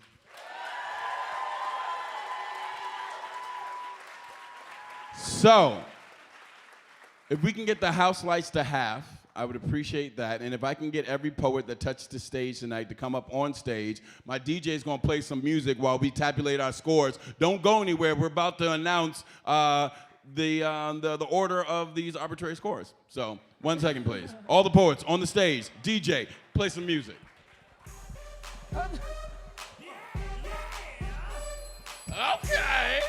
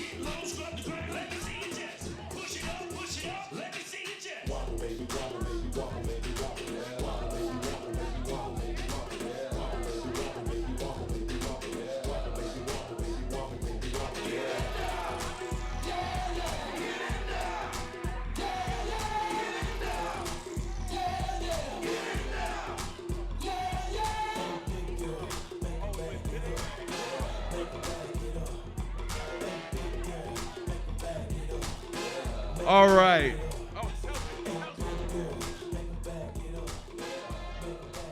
All right. Real quick.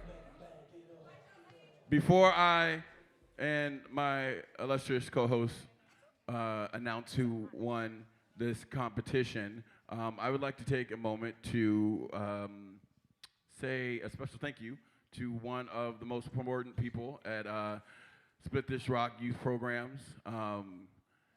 There's only 2 of us. But she's amazing, without whom none of this madness would have ever taken life. Please give your hand and your love and your passion for Chelsea Irolano. If you don't know, now you know. All right. Remember, team clap for everybody.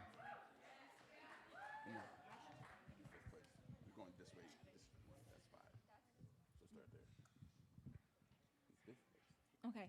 In 5th place with a score of 107.8, we have Hayfield. In 4th place with a score of 110.7, we have Wilson High School.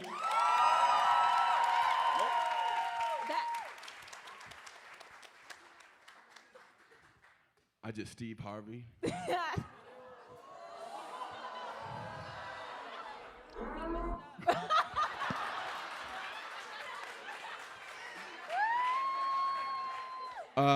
Rewind. Let's try it again. Okay, so 5th place with a score of 107.8, we had Hayfield. Yeah. Okay. In 4th place with a score of 108.7, we have Friendly. Okay. 3rd place with a score of 110.1, we got Blair. In 2nd place with a score of 110.7, we have Wilson High School. Which means the winner of LTAB-DMV 2018 from Arlington, Virginia, Wakefield High School.